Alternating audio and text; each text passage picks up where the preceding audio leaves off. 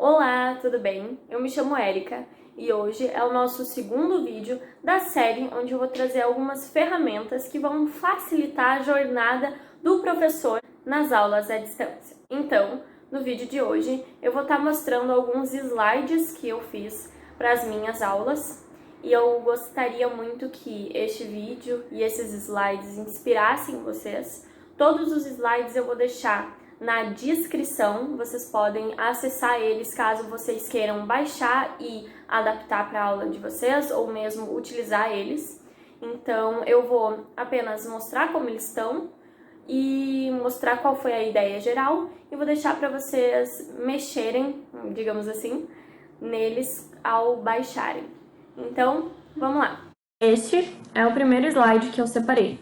A ideia foi trazer primeiro o conteúdo, que foram sobre estes assuntos, e explicar que eles estavam relacionados com a multiplicação, no caso, o dobro com a multiplicação por 2, o triplo com a multiplicação por 3, e assim por diante.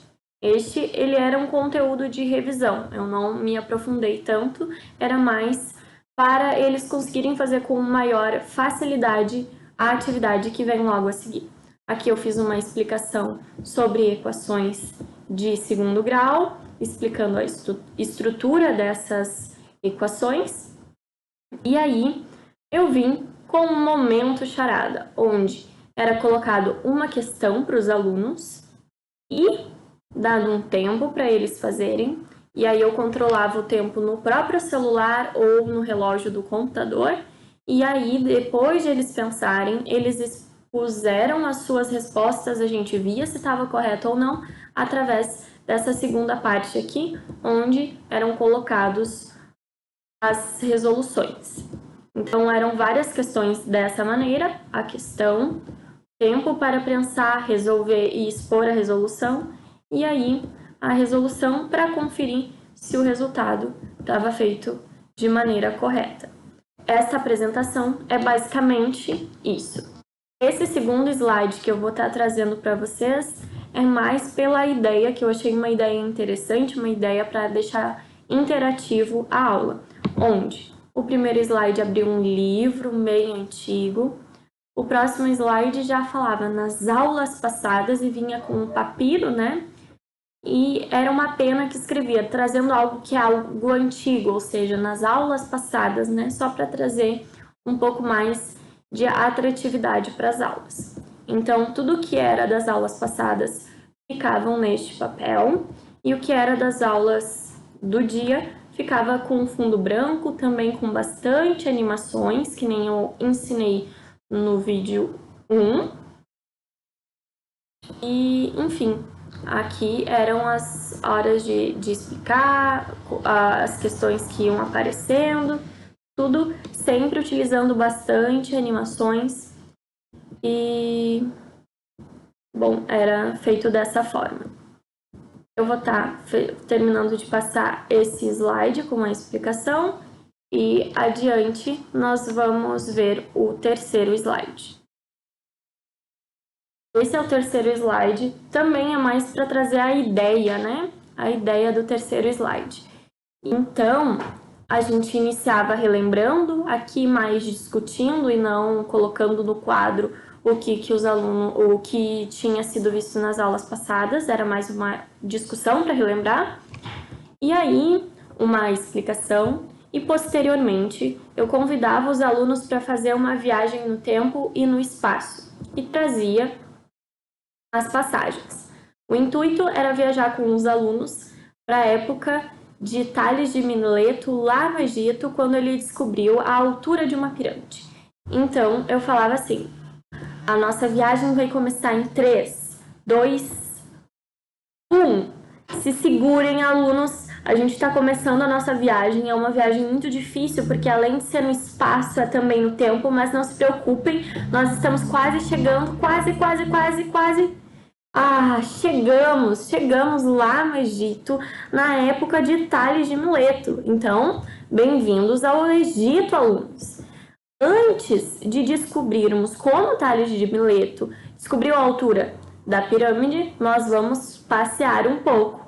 E então, neste momento, eu saía dos slides e abria o Google Maps e viajava pelo Egito, mostrando as paisagens para os alunos.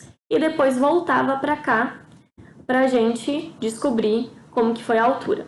Não sei se vocês estão percebendo, mas essa pessoa que está aparecendo sou eu utilizando um filtro do Instagram.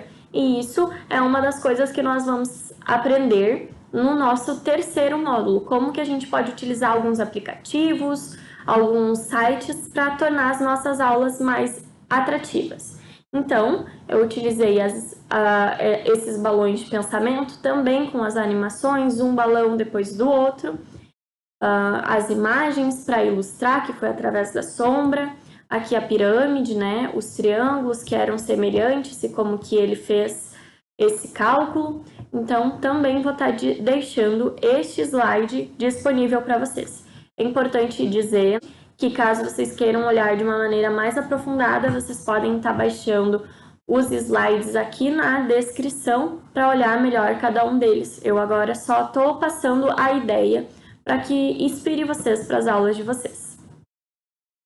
Como último slide, eu trouxe uma explicação de um conteúdo mesmo e que eu gravei essa aula. Essa aula não foi uma aula síncrona, foi uma aula assíncrona. Eu vou estar deixando a explicação, o vídeo dela também aqui na descrição e vou mostrar para vocês. Então, eu vinha com o título do assunto, as especificações desse assunto, que podia ser com letras iguais e letras diferentes, um balão de pensamento, e nesse balão de pensamento apareciam as coisas que nós teríamos que cuidar ao realizar contas desse tipo, multiplicação de um monômio para um monômio, e então, quando a gente ia realizar cada uma das operações, uma das coisas importantes saltava, e a cor era igual para os alunos associarem, que a primeira coisa que a gente tem que cuidar é o sinal, aí a segunda coisa que nós temos que cuidar é o número, então a gente vai multiplicar número por número,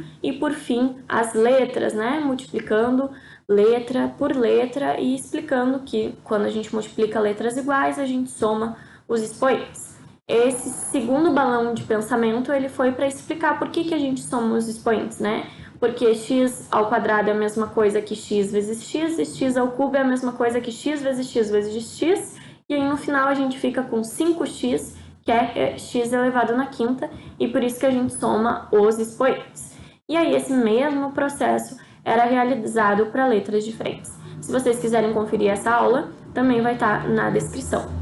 Então, basicamente, esses eram os slides que eu queria trazer para vocês, para incentivar vocês, para mostrar o potencial do slide, né, e o quanto que nós podemos utilizar eles como quadros interativos.